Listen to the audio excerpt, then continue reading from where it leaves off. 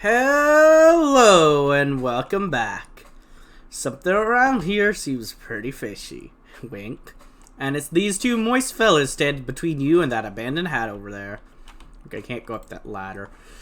Well, not wanting to get any closer to them, you choose to investigate, as squint at them from a short distance away, which is probably for the best, as it might be bad for your mental state to see them in too much detail. These humanoid creatures are between 5 and 6 feet tall, hard to judge because of their hunched-over posture, and covered with scales that glisten sickly in the dim light. Though you can't tell if this is natural luster or due to being covered with oily sewer filth. More notably, of course, is the fact that they have huge fish heads. Sorry if I buried the lid there. Lead. I don't exactly know what it is. But, you know, saving the dramatic part for last and all. Their huge bulging round eyes glare at you out of the darkness, faintly luminous like radium watch dials, and they hiss and glurble at you between rows of pointed shark-like teeth. Gill slits on the sides of their heads, open and closed like thin, wet mouths gaping for air, or whispering terrible secrets, whichever seems more likely to you. Gross. It appears that they're very displeased to see you, but are smart enough to hold off on attacking until they've judged how much of a threat you are. Fight!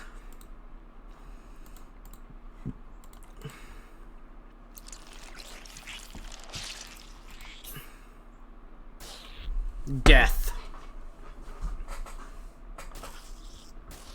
Ow. Sure, heal me up. Why not?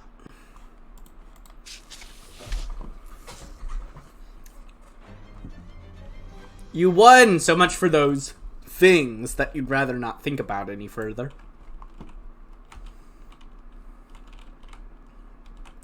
An ominous, vaguely person-shaped stain on the ground. It's a very old manhole cover. This must be the hat Jessica wanted you to recover. You got the terribly cursed fedora. A simple black fedora, it doesn't look cursed, but it has a palpable aura of menace about it. Nothing good can come of this. I'm wearing it!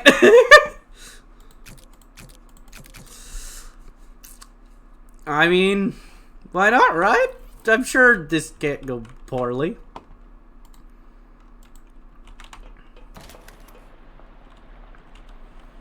I mean, what's wrong with wearing the cursed hat you were told is... Oh, nasty old leftovers. Nice. Ooh. Oh, new. You find something interesting. The top story from that date is the Ocean City Comptroller's passing of an overly complicated sidewalk right-of-way policy that outlawed street-side newspaper vending machines and limited the maximum allowed width of newsstands of 4 feet. The story continues to say that the watchful eye management raised concerns about loss of revenue, and the comptroller made vague promises of divert city funds to make up for any future shortfall. Looks like it worked out great for everybody.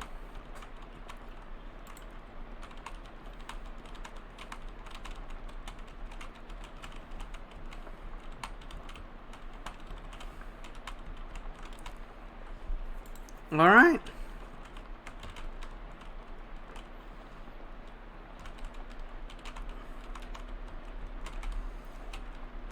Well, you just got my nice fedora on.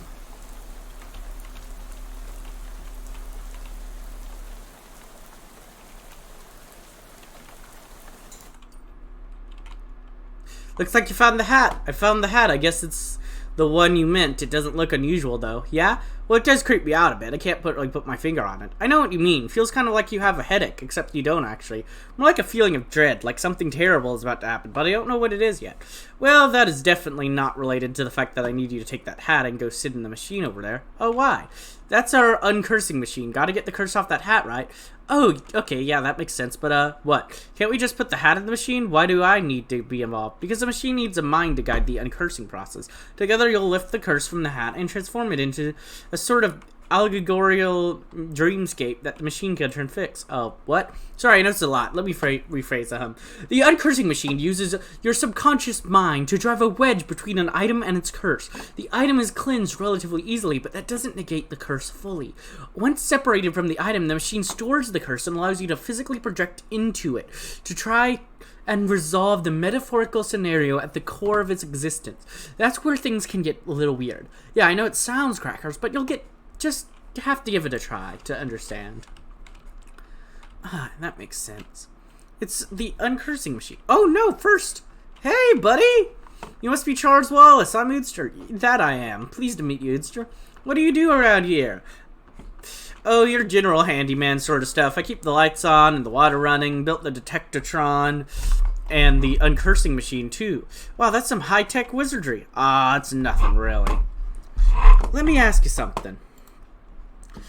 Anything I could help you with? How does the weird uncursing machine work? Oh, I'd only built this thing. I can't begin to tell you how it works. The innards are all wired up a little porcelain. Get figured out more I found somewhere. Well, that's weird. In traditional sense, yep. Anything I can help you with? Nothing right now. You sit in the chair, which is surprisingly comfortable, and pull the weird metal dome thing down over your head. What would you like to uncurse today? The terribly cursed fedora. No sooner have you sat down than the machine, with a hiss, positively whiffs the fedora straight up into the dome. The hat rattles around in there angrily like a snake in the cement mixer, and after a good loud minute flops limp and wet into your lap. Whatever ominous energy once possessed that terrible thing, and that character hat, it is now simply a terrible hat.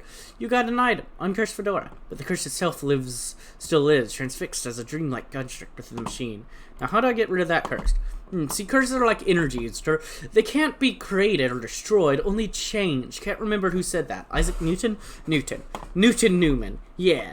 That machine knows how to take a curse from one object and put it onto something else itself. But as for how you change a curse, well, I don't know. That's some higher conscious, spiritualist stuff. Don't know much about that. I'm more of a Newton sort of guy. The fedora's curse bounces around the innards of the machine, daring you to come project your consciousness inside it. Sounds safe. I'll do it.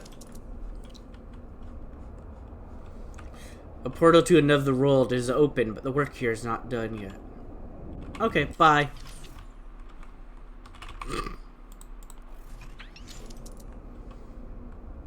Okay, but no. The Federal Reserve. I hear thy death call, creature.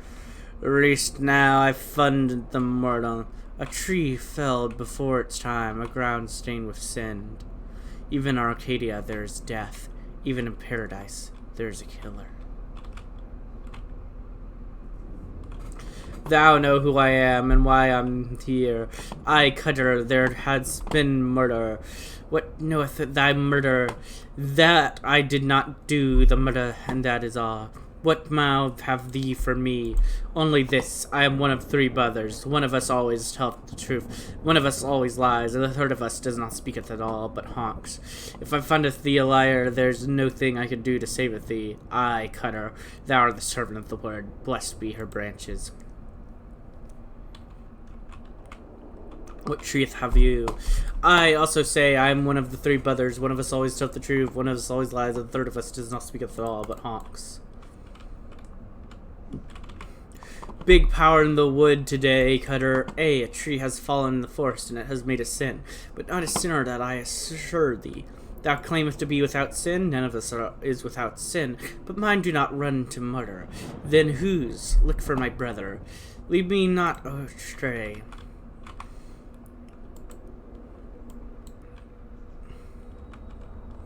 Something is rushed in the woods, Cutter. A murder. Which preserves as a sort. Speak to me of preserves. I have nothing to say, for I do not tarry with them.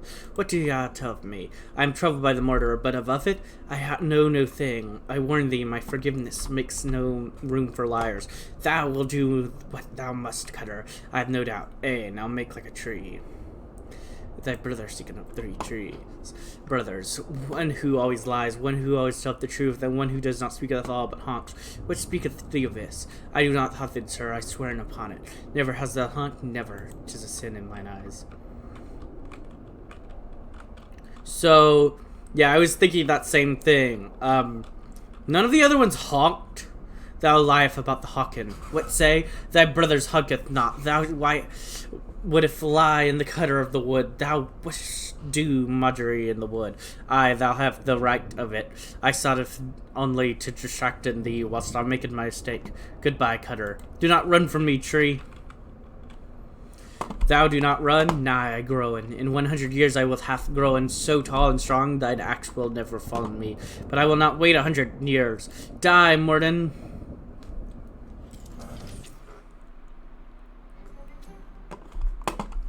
Big rot in the wood today, cutter. And wait, what? No, that's not you. You don't talk like that. Dark thoughts of trees, axes, and bloody sap cling to your skin. You shake them off like dreadful cobwebs. You're not sure what just happened, but as you turn over the formerly terribly cursed fedora in your hands, you feel confident that the curse which plagued the sturgeon little fret thing is finally gone for good. You put the hat back on, and it nearly sparkles now.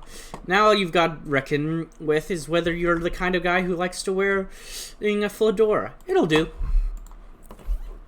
+1 Moxie, +5%, +5 maximum HP, not 5%. That's right now, Charles. How'd it go? It worked, I guess? Great! What was it like? I had some kind of crazy dream, and there was a woodcutter that was me, I guess, and these talking trees, and one of the pets sinned. Do you know what? Never mind. Some kind of crazy thing is plenty. Dream is plenty for me. Understandable. And yeah, I guess I can go. I see.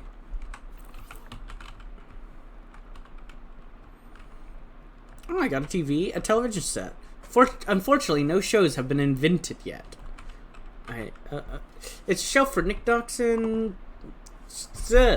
There's an old ragdoll on the shelf. Must have been left by the previous tenant. But I want it. Let me have it. Let me have it. Sad.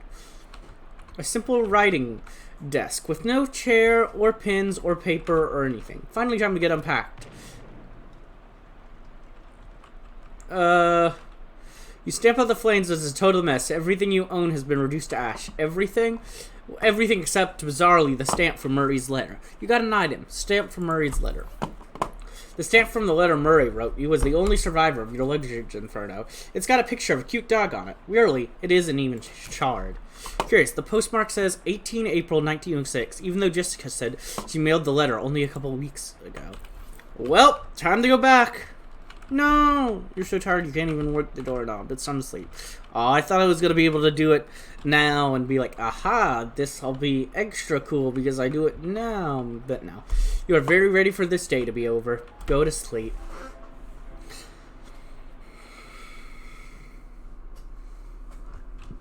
Jacob Marley. A Dream About School. It's a poster of my favorite literary ghost. Lots of people in the hallway, it seems. Hello, hello. How's it going? Do you know which locker's mine? I can't remember which locker's mine. I'm sorry, I don't know. It's alright, I'll figure it out eventually. Interesting. How's it going? Nice faces you've got there. Do you know which lockers? Okay, same thing. 6 lockers. Check the first one. You open the first locker to reveal a thriving colony of ants. The second locker is full of peanut butter. The third locker contains a tiny shrine to Baby Ruth. The fourth locker is empty.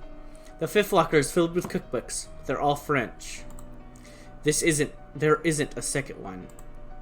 I said there are only 6 lockers.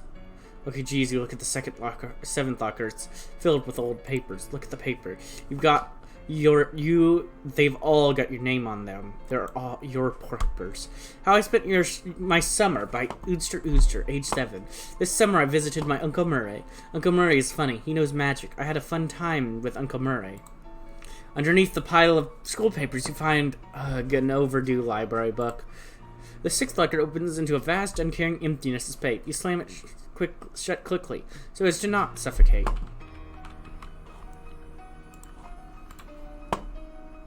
The only way to interact with your inventory during a dream is if you had conceived Freddy to hold it for you at the exact moment you went to sleep. I did, though. No, you didn't. I did. I asked Freddy to hold all my stuff, and he said yes. You don't even know Freddy. Fine, you caught me.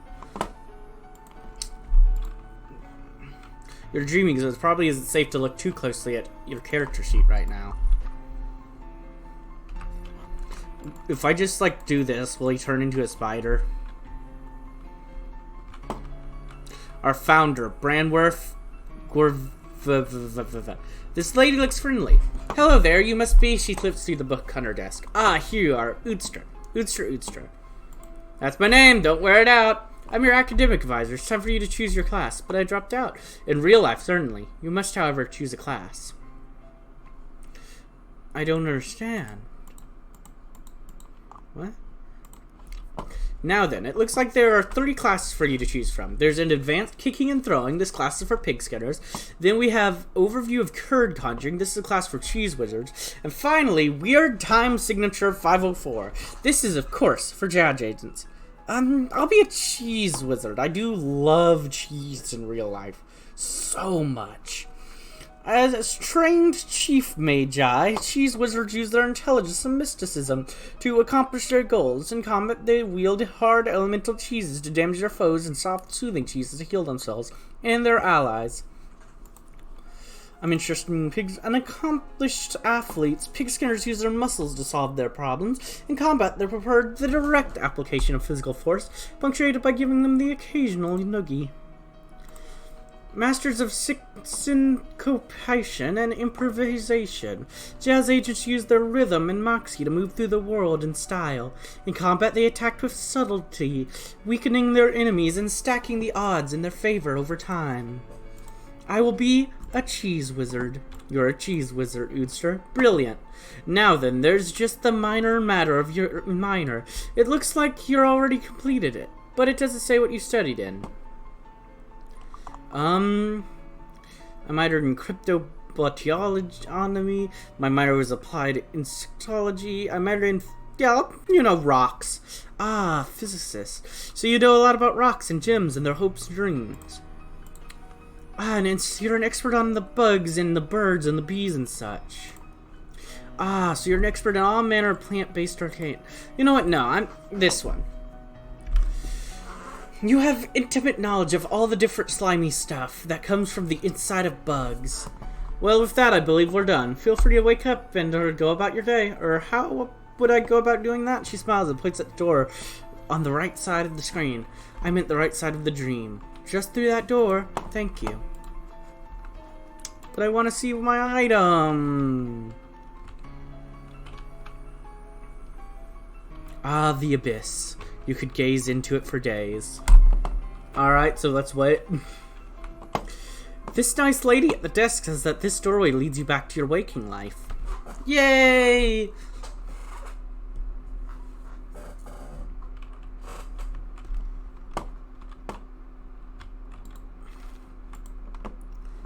Wow, I have way more options to choose from now in this. Oh, I can also level up a bit.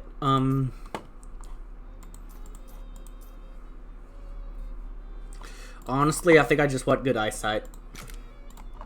Something I don't have in real life. And I'm an insectologist now.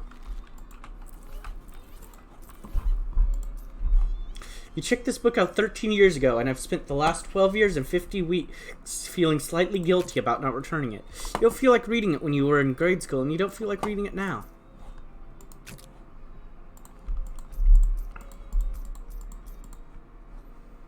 That's fine. Okay. Can I grab you now? No. Morning, Udster. How do you sleep? Wait, why are you still wearing those wet clothes? All my other clothes burned up in a freak luggage fire. Oh, geez, that's weird and unfortunate. You seem less surprised by it than I would expect. We've kind of gotten accustomed to weird and unfortunate stuff happening around here. You could pick out some clothes from the shop out front if you don't mind looking like someone's dusty old grandpa. I'll be alright, thanks.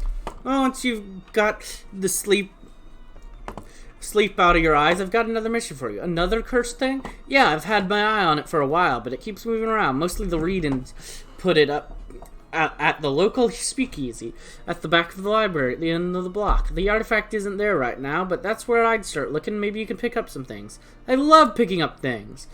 It appears to be a watch of some kind, a pocket watch, or maybe a wristwatch. I can't be certain.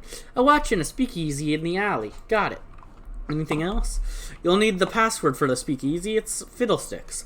Also, let me give you this to-do list. It's enchanted to always show you whatever written on the chalkboard here. Pretty neat trick. Here's some meat for expensive stew. The army surplus next door should have anything you need in case things get rough. That's ominous, but thanks.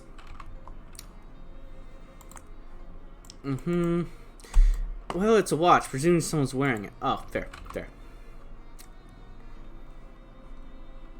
That letter from Uncle Murray was a real surprise. I didn't read it. What did it actually say? Basically, he just asked if I could come visit him, and because he needed help with something big, and he knew I had an adventurous spirit. Adventuresome spirit. Yeah, that's Murray, alright. I haven't seen him in ages. I mean, I only saw him at Cribbo, and sometimes he came with us when we went camping in the summer, but after I moved out to go to college, we kind of lost touch, except for birthday cards, but he dropped everything and come see him. Was it carrying anything of value? To see crazy Murray again? Of course. What, you? Yeah, it was super... Does he still do that trick where he pulls 5 meat out of your ear? Yeah, it's super gross. I loved it when I was 10. Well, I bet he'll do it if you asked him to, if you can find him. Yeah, here's hoping.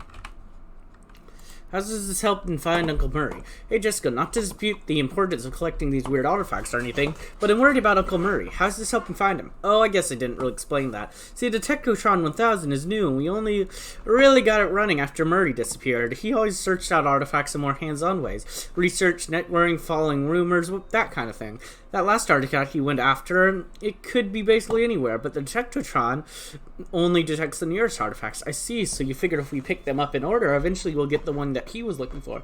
Right, I wished he'd left a note about where he was going, but I guess he either thought it was too dangerous and didn't want us falling, or he just rushed off all excited like a kid in a toy store. That's Murray for you. Yeah, that tracks.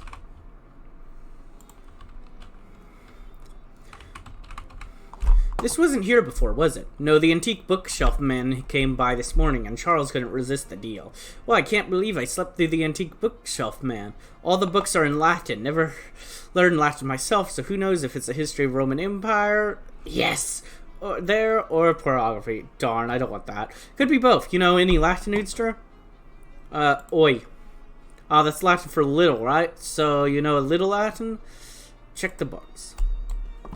You select a random book from the Latin language collection.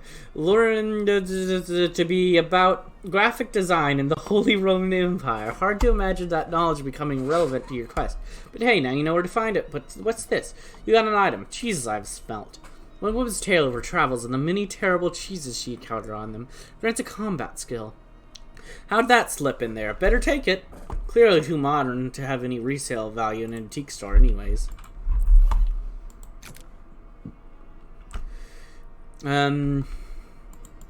Sad. You read the author's account of the world's worst smelling cheeses. It inspires you to feats of great stench.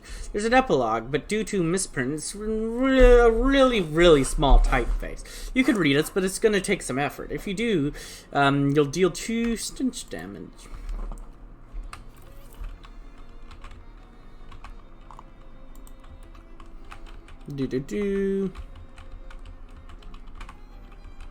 Still a brick wall. You have time for a game? Not me, never learned. Jessica? Sure. You play white this time. Incinerate a bishop?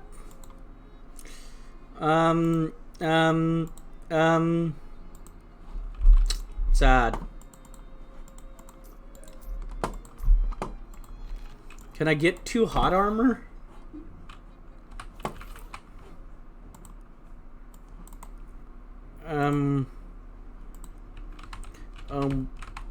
Yeah, skewer upon, advance one of your rook, and, skewer a knight, and lose. I wonder if I even can... I bet I can't win unless I cheat. Oh. Welcome to Ocean City. Ah, let me get run over. Darn it. Yes, no. Let me, no.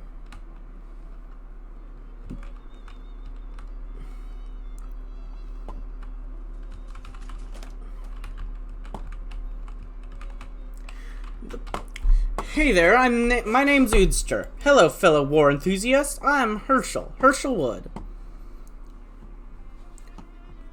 Heck yeah! War, war, war! Herschel's expression doesn't change. Can I interest you in a fine historic memorabilia? Ask about this, the doobie... Oh yeah, they're probably fine. He doesn't... Why doesn't the box say fine grenades then? He looks at the grenades and not you. Say, how do you like to do field research? Sure, why not? He hands you a bunch of grenades. Do these cola words grenades. A standard issue blue cola grenade of questionable integrity. Just try them out next time you get in a fight. And when you're all done, come back and let me know how it went. See what's for sale.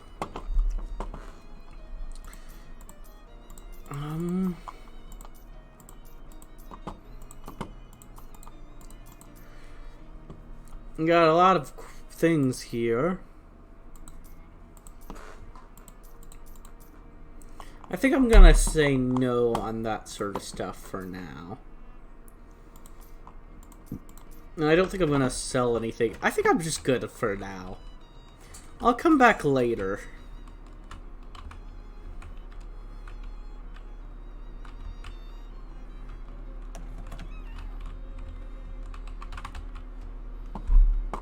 Carver. I can't believe I have to tell you this, but it's against... No, that's not what I want to know.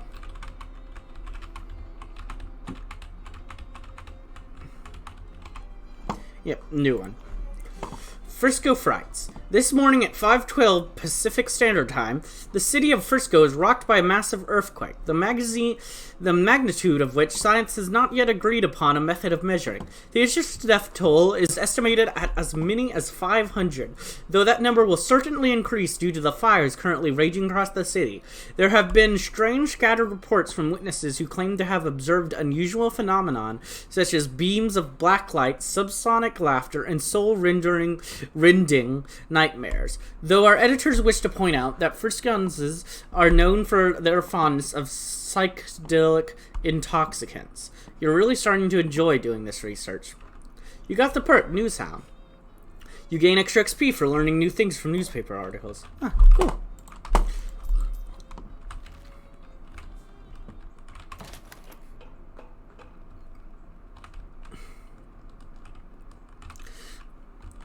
I'm definitely going to be exploring a lot. The control panel has a green button, a red button, a big lever, a knob with a bunch of letters on it, and a series of colored lights. Nothing happens. The green button makes a satisfying click, and you hear a motor starting up somewhere. You'll pull the lever with a very pleasing kerchunk, and the motor noise turns into a sort of loud whining noise. A yellow light is glowing. You push the... Oh.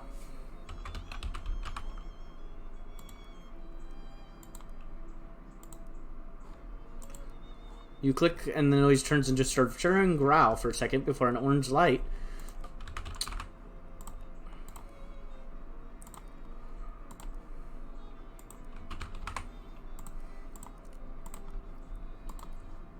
I did it!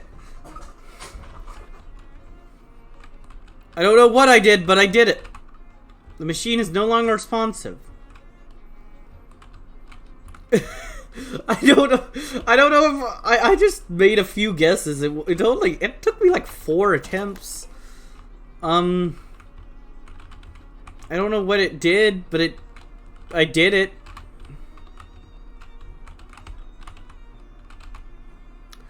Well, whatever happened, I did it. I'm amazing.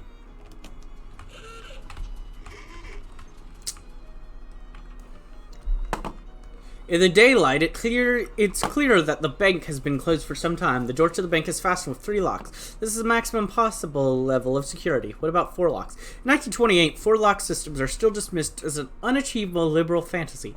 Look under the welcome mat. Not a bad idea, but if you're going to lift the welcome mat, you need to know what you're looking for. How much stuff can be under the welcome mat?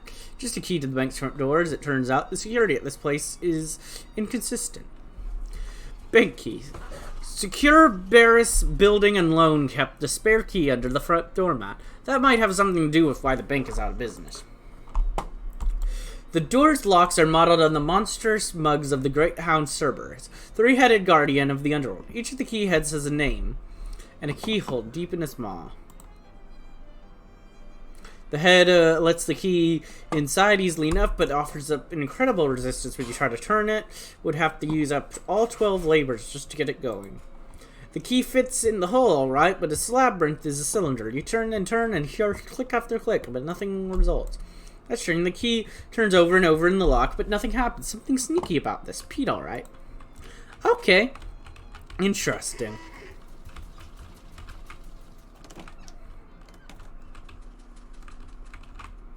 You weave between various trash cans and piles of uncanned trash until you reach a serious-looking door. Walk away, as we will be going in there in the next episode.